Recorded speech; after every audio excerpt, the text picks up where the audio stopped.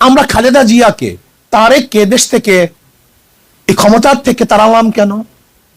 তখন শুধু শুনতাম, পত্রিকায় দেখতাম হাওয়া ভবন, হাওয়া ভবন, হাওয়া ভবন, ট্রান্সফার কেস, খাম্বা কেস, দুর্নীতি, চুরি, ডাকাতি। পত্রিকায় প্রতিদিন আসতে হেডলাইনে এত টাকা চুরি হয়েছে, এত টাকা ঘুষ হয়েছে, এত টাকা বাণিজ্য হয়েছে। আওয়ামী লীগের আমলে একই দেখছি।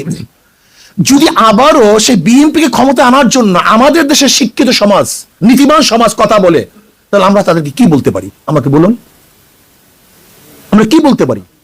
5ই আগস্টের পরে যারা হত্যা করলো, গুম করলো, খুন করলো, চুরি করলো, ডাকাতি করলো, যারা চাঁদাবাজি শুরু করলো, তাদেরকে যদি আবার কোন শিক্ষিত সমাজ, নীতিবান আদর্শবান মানুষ সাপোর্ট করে, তাকে আমি কি বলতে পারি? আমাকে বলুন তো, আমি কি বলতে পারি?